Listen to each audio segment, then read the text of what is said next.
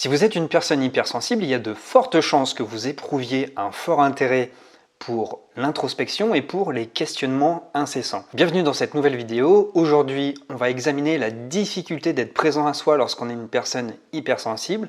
Alors restez bien jusqu'au bout de la vidéo, je vais vous donner 3 conseils qui vont vous permettre de vous débarrasser de cette charge mentale et d'être plus facilement dans le présent. Alors si vous ne me connaissez pas encore, je m'appelle Steve, je fais du contenu sur l'hypersensibilité, donc si vous êtes tout nouveau sur cette chaîne, vous pouvez vous abonner et régulièrement vous allez recevoir du contenu sur différentes problématiques que peuvent rencontrer les personnes hypersensibles. Vous avez peut-être observé dans votre quotidien qu'à ne pas y faire suffisamment attention, on peut se perdre dans nos pensées au point de perdre le sens de nos obligations, au point parfois d'oublier nos responsabilités. On est tellement préoccupé par notre esprit que tout ce qu'on a à faire dans notre quotidien devient subitement anodin. Tout perd de son sens et ce qui prime avant tout, c'est les réflexions qu'on a dans notre tête. Ce qui fait que très souvent, on est séparé entre le monde de nos pensées, qui est plutôt éthéré, et puis le monde palpable, le monde concret. Et donc très souvent, on a tendance à se détacher de ce monde concret, de ce monde palpable, au profit de nos réflexions incessantes. Alors comme je l'ai dit, toutes ces petites tâches du quotidien peuvent vous paraître anodines et sans importance. Pourtant, elles le sont. Pourtant, elles ont toute leur importance, même si on les prend isolément les unes des autres, on pourrait croire qu'elles sont plutôt anodines et sans conséquence, mais lorsque on laisse traîner toutes ces choses et qu'elles s'accumulent et en plus qu'elles s'additionnent les unes avec les autres, ça devient vite un cercle vicieux dans lequel on n'a plus envie de mettre le nez. Oui, je le répète, toutes les choses que vous reléguez systématiquement au second plan ont malgré tout une importance dans votre vie. Je vous donne des exemples très banals. On peut prendre l'exemple de faire la vaisselle, mais aussi celui d'ouvrir le courrier, ou aussi les obligations familiales. Toutes ces petites choses sont dénuées de sens si on les regarde isolément les unes des autres, mais en réalité, elles concourent vraiment à l'équilibre de votre vie. Et qu'est-ce qui se passe ? On se met à gérer plusieurs choses à la fois à la dernière minute, et ça génère du stress. Et ça, quand on est une personne hypersensible, vous le savez très bien, gérer des choses dans l'urgence avec du stress, c'est vraiment pas bon du tout. Finalement, on est conscient de tout ça. On est conscient des conséquences que ça va nous apporter que de mettre les mains dans le cambouis alors qu'on a une montagne de travail et qu'on doit tout faire au dernier moment. Alors ce qui se passe très souvent, c'est qu'on fait rien. Et plus on fait rien, plus on culpabilise de ne rien faire. Et qu'est-ce qui se passe ? Effectivement, les choses ne sont pas faites.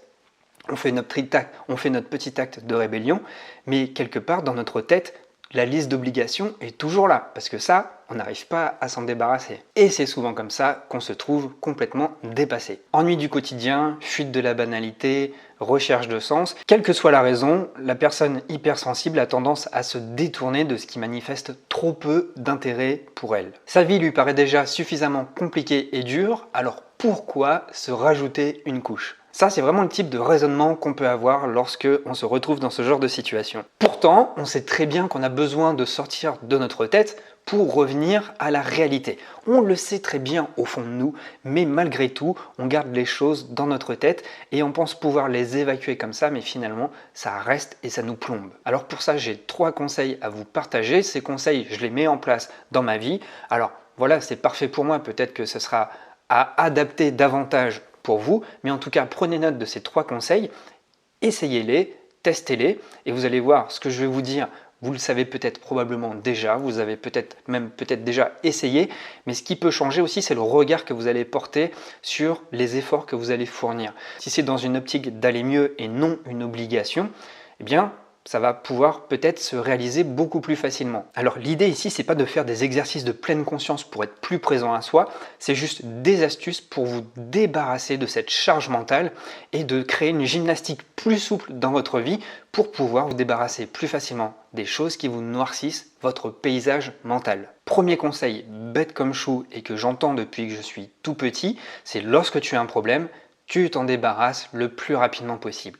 Pour moi, c'est une des manières les plus simples et les plus radicales de pouvoir se débarrasser d'un problème et de revenir beaucoup plus rapidement au moment présent sur des choses que j'ai envie de faire. Et en fait, je trouve facilement l'énergie de résoudre ce problème assez rapidement, ou en tout cas de me débarrasser, parce que je sais que je vais avoir beaucoup plus d'énergie pour moi par la suite, et que si je ne m'évertue pas à me débarrasser de ce problème, ça va me demander beaucoup plus d'énergie que si je ne le faisais pas, parce que me connaissant, je sais que le problème va rester dans mon mental. Deuxième conseil, notez le plus possible les choses que vous avez à faire sur un bout de papier. Pourquoi les noter sur du papier?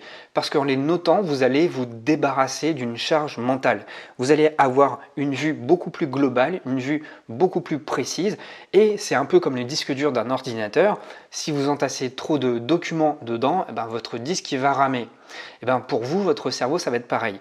Plus vous entassez des obligations, plus vous entassez des devoirs, des choses à faire, plus votre cerveau va mouliner difficilement parce que vous allez être toujours dans cette quête de plaisir, dans cette quête de recherche intellectuelle, mais vous allez toujours avoir cette chape de béton qui va vous freiner dans vos réflexions parce que malgré tout, même si vous ne faites pas ces choses, vous savez que vous devez les faire et votre souci de bonne conscience fait que ça reste toujours ancré dans un coin de votre tête. Donc, ne pas faire les choses par rébellion parce que ça vous ennuie, ok, très bien, mais en même temps, vous en êtes prisonnier parce que ça reste dans votre tête. Donc, autant noter tout ce que vous avez à faire et pas vous faire des to-do list à rallonge énormes, mais vraiment vous mettre l'essentiel à faire dans la journée et ensuite faire en sorte que ce soit fait tout simplement.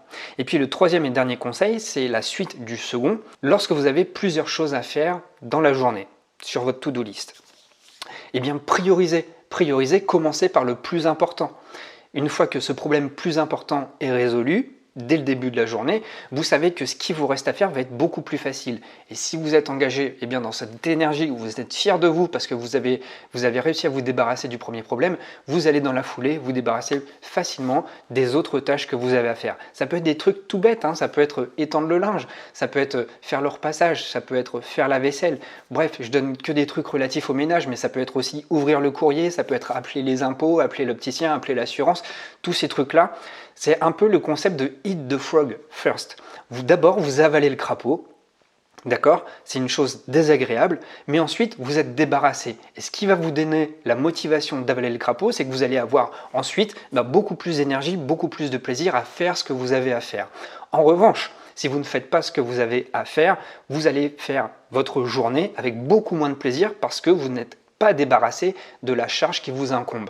Donc faites en sorte de vous en débarrasser le plus possible. Pour cela, priorisez par le plus important. Une fois que le plus important est fait, vous avez l'énergie, vous avez la motivation pour vous débarrasser du reste et ensuite passer une journée en parfaite quiétude et en parfaite présence à soi.